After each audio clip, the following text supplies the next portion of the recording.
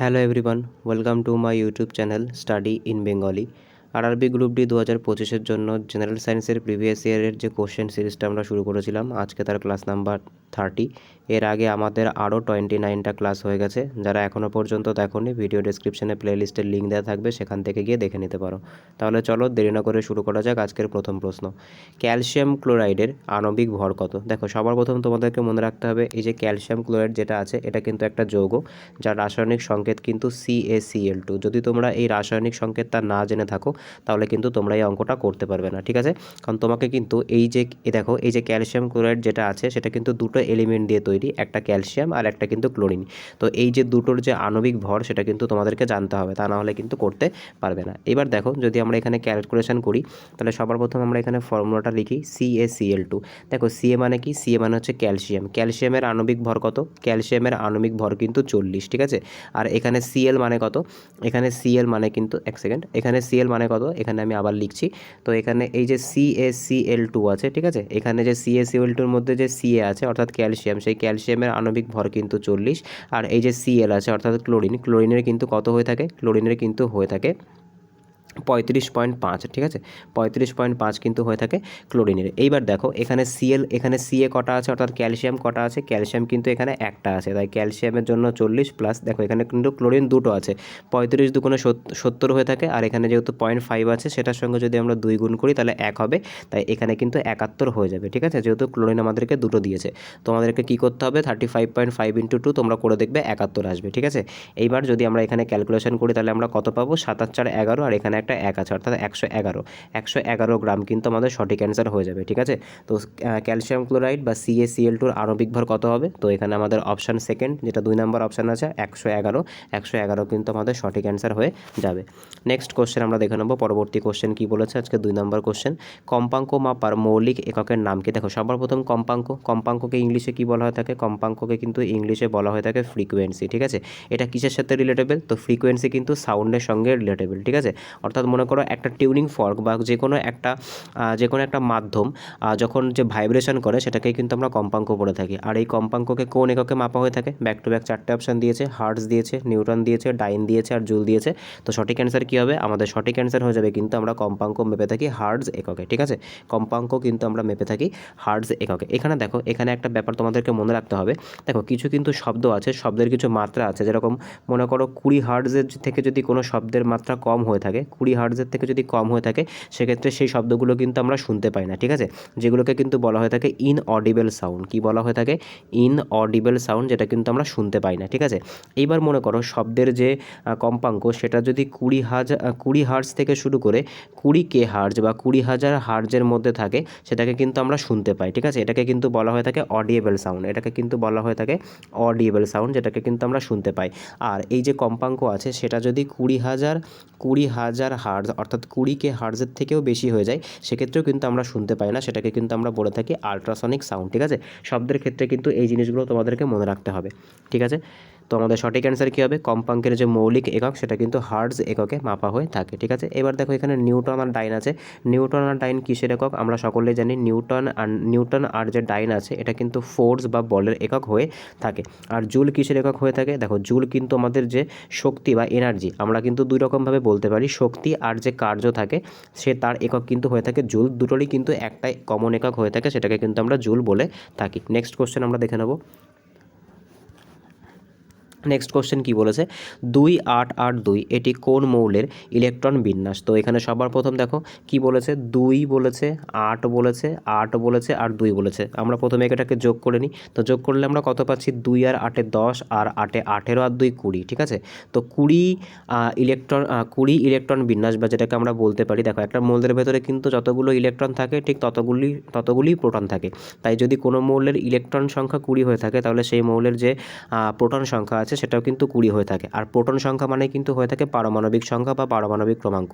তো কোন মৌলের, এখানে ব্যাক টু ব্যাক 4টে অপশান আছে, সেই 4টে অপশানের মধ্যে থেকে কোন মৌলের পারমাণবিক ক্রমাঙ্ক 20? আমরা একবার দেখে নিই। দেখো, সবার প্রথমে Na মানে কি? Na মানে কিন্তু সোডিয়াম। সোডিয়ামের পারমাণবিক ক্রমাঙ্ক কিন্তু 11, ঠিক আছে? ক্যালসিয়ামের কত? ক্যালসিয়ামের কিন্তু 20, ঠিক আছে? আর এখানে দেখো, এখানে কি আছে? এখানে আমাদের যে এখানে যে RB মানে রুবিডিনিয়াম আর PB মানে হচ্ছে প্লাম্বাম। এই যে দুটো মৌল আছে, এই দুটো মৌলের পারমাণবিক ক্রমাঙ্ক কত? তোমরা আমাকে কমেন্টে জানাবে। দেখো এই যে পারমাণবিক ক্রমাঙ্কগুলো কিন্তু একটা নির্দিষ্ট মনে করো অ্যাটলিস্ট 30 থেকে 40টা কিন্তু তোমাদেরকে মুখস্থ রাখতে হবে, কারণ পরীক্ষায় কীভাবে দেয় সেটা কিন্তু মানে বলা খুব মুশকিল। কিন্তু আশা করি যে তোমরা যদি মোটামুটি 40টা মুখস্থ করতে পারো তাহলে তোমাদের অনেকটা সুবিধা হয়ে যাবে। ঠিক আছে, তাহলে দেখা যাক পরের কোশ্চেন কী বলেছে। কোনো বস্তুর স্থির অবস্থা ও গতিশীল অবস্থার রোধকে কি বলা হয় থাকে? মনে করো কোনো একটা জিনিস, মনে করো এটা কোনো একটা বস্তু, এই বস্তুটাকে যদি আমরা বাইরে থেকে কোনো রকম বল প্রয়োগ না করি তাহলে কিন্তু বস্তুটা তার যে জায়গা বা তার যে স্থান পরিবর্তন সেটা কিন্তু করবে না, এটা কিন্তু একই জায়গায় থেকে যাবে। এই যে ব্যাপারটা, অর্থাৎ কোনো একটা বস্তু যে একই জায়গায় থাকছে, এই যে জিনিসটা হওয়ার জন্য কোন জিনিসটা রেসপন্সিবল, বা মনে করো কোনো একটা জিনিস, মনে করো কোনো একটা বল যেটা ঘুরছে, ঘুরতে ঘুরতে মনে করো এরকম করে মানে এক জায়গা থেকে আর এক জায়গায় স্থান পরিবর্তন করছে। এক্ষেত্রে এই যে দুটোর যে ব্যাপারটা, মানে এদেরকে এই যে দুটো জিনিস, কোনো একটা বস্তু যেটা স্থির অবস্থায় আছে সেটা সারা জীবন স্থিরই থাকবে, বা কোনো একটা বস্তু যেটা তোমার হচ্ছে চলন্ত অবস্থায় আছে সারা জীবন চলন্ত অবস্থায় থাকবে যদি বাইরে থেকে বল না প্রয়োগ করা হয়। এই যে ব্যাপারটা, এই ব্যাপারটা কিসের সাথে সম্পর্কযুক্ত? দেখো এখানে ব্যাক টু ব্যাক 4টে অপশান দিয়েছে। অপশানগুলো কী কী দিয়েছে?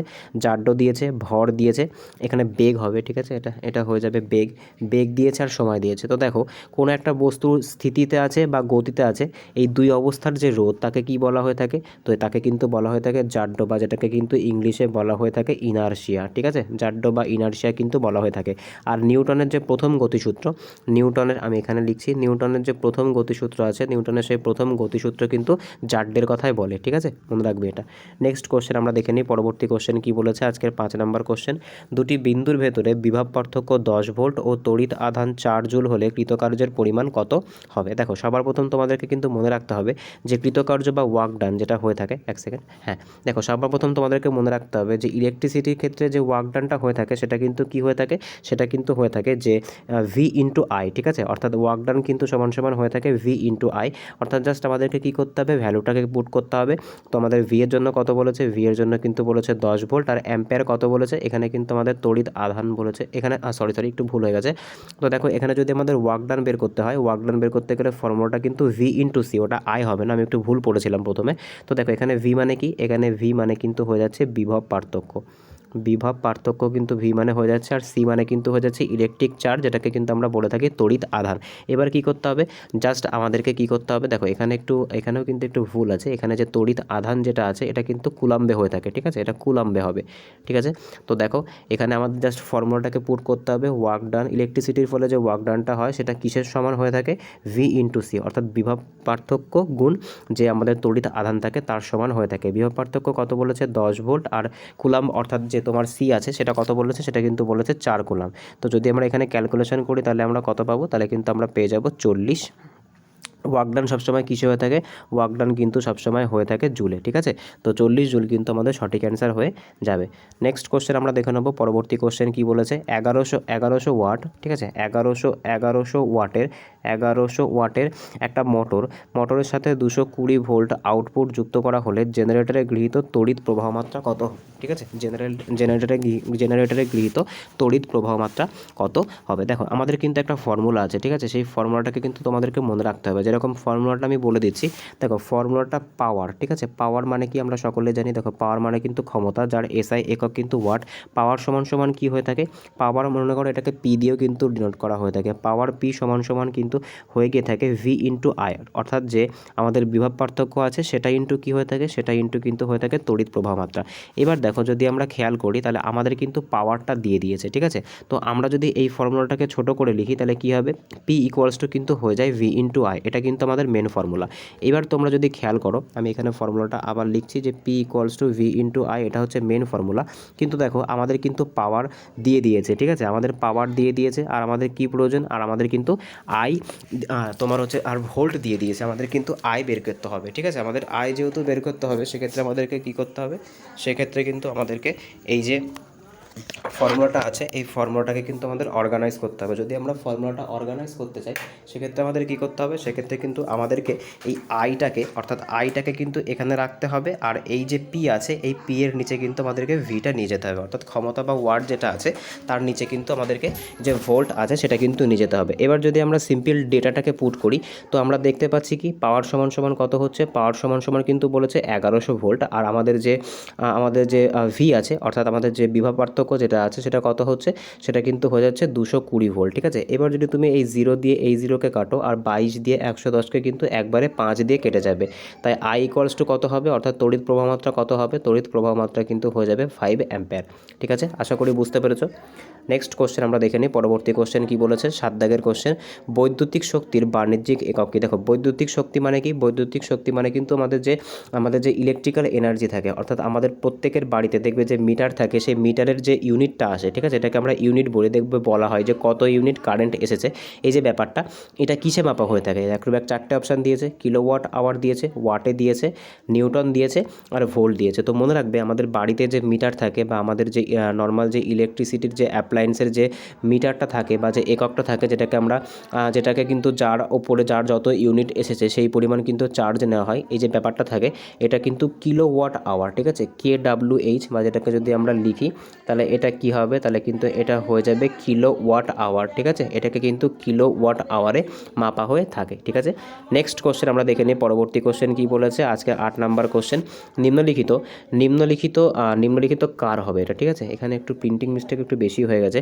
নিম্নলিখিত কার গলনাঙ্ক ও স্ফুটনাঙ্ক সর্বাধিক। ঠিক আছে, কোন মৌলের, এখানে ব্যাক টু ব্যাক 4টে অপশান আছে, তার ভেতর থেকে কোন মৌলের গলনাঙ্ক ও স্ফুটনাঙ্ক সর্বাধিক, অর্থাৎ সবথেকে বেশি কিন্তু মেল্টিং পয়েন্ট আর হচ্ছে বয়লিং পয়েন্ট। দেখো ব্যাক টু ব্যাক 4টে অপশান দিয়েছে, ক্যালসিয়াম দিয়েছে, কার্বন দিয়েছে, নাইট্রোজেন দিয়েছে আর অক্সিজেন দিয়েছে। দেখো এখানে এই যে 4টে অপশান আছে, এই 4টে অপশানের মধ্যে কিন্তু যে কার্বন আছে, সেই কার্বনের যে স্ফুটনাঙ্ক আর কার্বনের যে গলনাঙ্ক সেটা কিন্তু সবথেকে বেশি, অর্থাৎ কার্বনের যে মেল্টিং পয়েন্ট আর কার্বনের যে বয়লিং পয়েন্ট সেটা কিন্তু সবথেকে বেশি। তাই আমাদের সঠিক অ্যান্সার কী হয়ে যাবে, আমাদের সঠিক অ্যান্সার কিন্তু সি, অর্থাৎ কার্বন কিন্তু হয়ে যাবে। নেক্সট কোশ্চেন আমরা দেখে নেব, পরবর্তী কোশ্চেন কি বলেছে, একটা অঙ্ক দিয়েছে, 9 দাগের অঙ্কটা একটু আমরা দেখি। 20 কেজি ভরের একটি বস্তু 6 মিটার পার সেকেন্ড বেগে গতিশীল থাকলে গতিশক্তির পরিমাণ কত। দেখো এটা তো আমরা সকলে জানি, গতিশক্তির অঙ্ক অনেকবার করেছি। গতিশক্তিকে কি বলা হয়ে থাকে, কাইনেটিক এনার্জি। গতিশক্তির ফর্মুলা কি হয়ে থাকে, হাফ ইন্টু mv², এটা কিন্তু গতিশক্তির ফর্মুলা হয়ে থাকে, যেখানে m কি ডিনোট করে, যেখানে m কিন্তু মাসকে ডিনোট করে আর যে v আছে সেটা কিন্তু ভেলোসিটিকে ডিনোট করে থাকে। এবার জাস্ট আমাদেরকে কি করতে হবে, আমাদেরকে জাস্ট হচ্ছে ভ্যালুগুলোকে পুট করতে হবে। তো হাফ ইন্টু mv² যদি আমরা দেখি তো কি হবে, এখানে হয়ে যাবে হাফ, আর এখানে m এর জন্য আমরা কত পাবো, 20 পাবো, আর v আমাদের ছিল 6, সেই 6-এর কিন্তু আমাদের স্কোয়ার করতে হবে। তাহলে আমরা পরের লাইনে আবার দেখবো, এখানে কত পাচ্ছি, হাফ পাচ্ছি ইন্টু 20 পাচ্ছি, আর এখানে 6 6 36 পাচ্ছি। তুমি যদি 2 দিয়ে 20কে কাটো তাহলে পাবে 10, আর এখানে 36-এর সঙ্গে যদি আমরা 10 গুণ করি তাহলে 360 পাবো। এবার দেখো যে গতিশক্তি বা স্থিতিশক্তি দুই প্রকার শক্তিরই কিন্তু ইউনিট হয়ে থাকে কি, জুল, তাই 360 জুল কিন্তু আমাদের সঠিক অ্যান্সার হবে। আশা করি বোঝাতে পেরেছি। আচ্ছা নেক্সট কোশ্চেন আমরা দেখে নিই, পরবর্তী কোশ্চেন কি বলেছে, একটি বস্তু 4 সেকেন্ডে 30 মিটার ও পরবর্তী 6 সেকেন্ডে 70 মিটার পথ অতিক্রম করলে গড় দ্রুতি কত হবে। দেখো কি বলেছে, 6 সেকেন্ডে 30 মিটার ও পরবর্তী 4 সেকেন্ডে 30 মিটার ও পরবর্তী 6 সেকেন্ডে 70 মিটার পথ অতিক্রম করলে গড় দ্রুতি কত হবে। দেখো এই যে এখানে দ্রুতি দেখতে পাচ্ছ, এই দ্রুতিকে কিন্তু ইংলিশে বলা হয়ে থাকে স্পিড। ঠিক আছে, আমাদের এখানে যে এভারেজ স্পিড সেটা কিন্তু চেয়েছে। দেখো এভারেজ স্পিড বের করতে গেলে কি দেখে, যখন দেখো সবার প্রথম কিন্তু তোমরা দেখবে এটা অঙ্কের সময় দেখেছো যে স্পিড টাইম ডিস্টেন্সের অঙ্কটা কি হয়ে থাকে, ডিস্টেন্স সমান সমান কিন্তু হয়ে থাকে টাইম ইন্টু ভেলোসিটি হয়ে থাকে। এবার দেখো আমাদের যেহেতু কি করতে হবে, আমাদের যেহেতু ভেলোসিটি বার করতে হবে, অর্থাৎ গড় ভেলোসিটি বের করতে হবে। ভেলোসিটি বের করতে গেলে আমাকে কি করতে হবে, ভেলোসিটি বের করতে গেলে কিন্তু আমাকে ভিটাকে কনস্ট্যান্ট রেখে এই যে ডি এর নিচে অর্থাৎ ডিস্টেন্সের নিচে টাইম আনতে হবে। তাহলে এবার যদি আমি এই ফর্মুলাটাকেই দেখি, তাহলে প্রথমে দেখতে পাচ্ছি যে 30 মিটার গেছে কত সেকেন্ডে গেছে, 30 মিটার কিন্তু গেছে 4 সেকেন্ডে, আর পরবর্তী 70 মিটার কিসে গেছে, পরবর্তী 70 মিটার কিন্তু গেছে 6 সেকেন্ডে। ঠিক আছে, এক সেকেন্ড একটু মনে হচ্ছে ভুল হচ্ছে ডেটাগুলো, হ্যাঁ 6 সেকেন্ডে 70 মিটার গেছে। তাহলে তুমি এখানে একটা কাজ করতে পারো, যে এখানে যে টোটাল ডিস্টেন্স আছে, অর্থাৎ টোটাল ডিস্টেন্সকে তুমি টোটাল টাইম দিয়েও ভাগ করে দিতে পারো, এটা করলে তোমাদের সোজা হবে। ঠিক আছে, টোটাল ডিস্টেন্সকে অর্থাৎ টিডি যেটাকে আমরা বলতে পারি, টোটাল ডিস্টেন্সকে তোমরা টোটাল টাইম অর্থাৎ টিটি দিয়ে কিন্তু ভাগ করতে পারো। এবার যদি আমরা দেখি তো টোটাল ডিস্টেন্স কত হয়েছে, টোটাল ডিস্টেন্স কিন্তু হয়েছে 100, আর যে টোটাল যে সময় হয়েছে সেটা কিন্তু হচ্ছে 10 সেকেন্ড। ঠিক আছে, এটা হয়েছে কিন্তু 100 মিটার আর এটা হয়েছে কিন্তু 10 সেকেন্ড। যদি তোমরা এই জিরো দিয়ে কেটে দাও তাহলে কিন্তু তোমরা আলটিমেটলি কী পাবে, 10 মিটার পার সেকেন্ড, এটা কিন্তু পেয়ে যাবে গড় দ্রুতি। ঠিক আছে, গড় দ্রুতি মানে কি, দ্রুতি মানে কিন্তু হচ্ছে স্পিড। নেক্সট কোশ্চেন আমরা দেখে নেব পরবর্তী কোশ্চেন কি বলেছে। আজকের 11 নম্বর কোশ্চেন, ডিম্বাণু কোথায় তৈরি হয়? ব্যাক টু ব্যাক 4টে অপশান দিয়েছে, ডিম্বাশয় দিয়েছে, ডিম্বক দিয়েছে, শুক্রাশয় দিয়েছে আর টেস্টিস দিয়েছে। দেখো তোমরা কিন্তু এটাকে অপশান এলিমিনেশনের মাধ্যমেও করতে পারো। এখানে যে শুক্রাশয় আছে এটা তো পুরুষের সাথে সম্পর্কযুক্ত, তাই এটা হবে না। টেস্টিসও কিন্তু পুরুষের সাথে সম্পর্কযুক্ত, তাই এই দুটো কিন্তু হবে না। হতে পারে কি ডিম্বক হতে পারে আর ডিম্বাশয় হতে পারে। তো আমাদের সঠিক অ্যান্সার কী হয়ে যাবে? আমাদের সঠিক অ্যান্সার হয়ে যাবে কিন্তু ডিম্বাশয়। ডিম্বাণু কিন্তু ডিম্বাশয়ে গঠিত হয়ে থাকে। ঠিক আছে, ডিম্বাশয়ে কিন্তু ডিম্বাণু গঠিত হয়ে থাকে। নেক্সট কোশ্চেন আমরা দেখে নেব পরবর্তী কোশ্চেন কী বলেছে আজকে 12 নম্বর কোশ্চেন, কোন মৌলের গলনাঙ্ক সবথেকে কম? ঠিক আছে, এখানে ব্যাক টু ব্যাক 4টে অপশান থাকবে, সেই 4টে অপশানের মধ্যে তোমাকে বলতে হবে যে কোন মৌলটার গলনাঙ্ক এখানে সবথেকে কম, অর্থাৎ রুম যে টেম্পারেচার আছে সেই রুম টেম্পারেচারে কিন্তু ওটা গলে যায় যে মৌলটা। দেখো এখানে কী কী অপশান দিয়েছে, গ্যালিয়াম দিয়েছে, সালফার দিয়েছে, না সোডিয়াম দিয়েছে আর পটাশিয়াম দিয়েছে। তো আমাদের সঠিক অ্যান্সার কী হবে? আমাদের সঠিক অ্যান্সার হয়ে যাবে কিন্তু গ্যালিয়াম। গ্যালিয়াম কিন্তু এমন একটা মৌল, গ্যালিয়াম হচ্ছে এমন একটা মৌল যেটা কিন্তু যে রুম টেম্পারেচার থাকে সেই রুম টেম্পারেচারেই কিন্তু এটা কী হয়ে যায়, এটা কিন্তু মানে হচ্ছে গলে যায়। ঠিক আছে, বা বয়েল হয়ে যায়। নেক্সট কোশ্চেন আমরা দেখে নেবো আজকে 13 নম্বর কোশ্চেনে কী বলেছে, পেশি কিসের কাজে সাহায্য করে থাকে? তো আমরা সকলে জানি আমাদের শরীরে যে পেশিগুলি থাকে সেই পেশিগুলি কিসের সহায়তা করে থাকে? তো মনে রাখবে আমাদের পেশিগুলি কিন্তু পেশি সঞ্চালন বা চলনে কিন্তু সাহায্য করে থাকে। আর আমাদের শরীরে মোট কতগুলো পেশি থাকে? মোট কতগুলি পেশি থাকে আমাদের শরীরে, এটা তোমরা আমাকে কমেন্টে জানাবে। আমাদের পুরো হিউম্যান বডিতে মোট কতগুলো পেশি থাকে এটা তোমরা আমাকে কমেন্টে জানাবে। এটা তোমাদের জন্য HW থাকলো। নেক্সট কোশ্চেন আমরা দেখে নিই পরবর্তী কোশ্চেন কী বলেছে আজকের 14 নম্বর কোশ্চেন, 20 ওহম ও 40 ওহম রোধযুক্ত একটি পরিবাহীকে প্যারালালে কানেক্ট করলে তুল্য রোধ কত হবে? দেখো খুব সিম্পল একটা অঙ্ক। দেখো সবার প্রথম কিন্তু আমাদেরকে কি বলেছে? আমাদের কিন্তু বলেছে প্যারালাল। ঠিক আছে, প্যারালালের ফর্মুলাটা কি হয়ে থাকে? প্যারালালের ফর্মুলা কিন্তু হয়ে থাকে 1/r ইকুয়ালস টু কী হয়ে থাকে? অর্থাৎ আমাদেরকে রোধ বের করতে গেলে কী করতে হবে? যে কটা রোধ আছে সেই কটা রোধকে কিন্তু এলসিএম ফরম্যাট, অর্থাৎ আমি যে ফরম্যাটটা এখন লিখছি এই ফরম্যাটে কিন্তু লিখতে হবে। আমাদের এখানে কি দিয়েছে? আমাদের এখানে কিন্তু দুটো রোধ দিয়েছে। এবার আমরা করার চেষ্টা করি। দেখো সবার প্রথম কি লিখব? সবার প্রথমে লিখি 1/r। এখানে কিন্তু দিয়েছে একটা রোধ 20 আর একটা রোধ কত দিয়েছে? একটা রোধ দিয়েছে কিন্তু 40। যদি আমি এলসিএম নিই তাহলে আমি 40 পাবো। এখানে কত পাবো? 2 পাবো। আর এখানে পাবো হচ্ছে 1 অর্থাৎ 3। অর্থাৎ আমি কত পাবো? 3-এর 40। এবার দেখো রোধকে পেতে গেলে আমাকে কি করতে হবে? রোধকে পেতে গেলে কিন্তু আমাকে এটাকে উল্টে দিতে হবে। তাই আমাকে কিন্তু এটাকে উল্টে দিতে হবে, অর্থাৎ 40/3। এবার এই 40/3কে তোমরা চাইলে ডেসিমেলে করতে পারো, অ্যাকর্ডিং টু অপশান তোমাদেরকে এটা করতে হবে। যদি আমি করে দেখি তাহলে কত পাচ্ছি? 3-1-কে 3 পাচ্ছি, এখানে পাচ্ছি 10, 3-3-কে 9 পাচ্ছি। এবার কিন্তু 13.33 করে কিন্তু আমাদের কন্টিনিউ হবে, বা এটাকে কিন্তু আমরা এক কথায় 13.33। আর রোধের একক কি হয়ে থাকে? রোধের একক কিন্তু হয়ে থাকে ওহম, আমরা এখানে লিখতে পারি। আশা করি বুঝতে পেরেছো। নেক্সট কোশ্চেন আমরা দেখে নিই পরবর্তী কোশ্চেন কি বলেছে আজকের 15 নম্বর কোশ্চেন, 10 কেজি ভরের একটি বস্তুকে মাটি থেকে কত মিটার উঁচুতে তুললে 600 জুল কার্য করা হবে যখন G = 10 কেজি? দেখো আমরা এতদিন ধরে যে অঙ্কগুলো করে এসেছিলাম আমরা ফর্মুলা জানতাম, স্থিতিশক্তির ফর্মুলা হচ্ছে mgh। আমাদের প্রত্যেকের এই যে m এর মান, g এর মান আর h এর মান দেওয়া থাকতো। আমরা টোটাল যে mgh এর ফলে যে কত জুল কাজ করা হচ্ছে সেটা আমরা বের করতাম। কিন্তু এখন ফরম্যাটটা একটু পাল্টেছে। এখন কি হচ্ছে?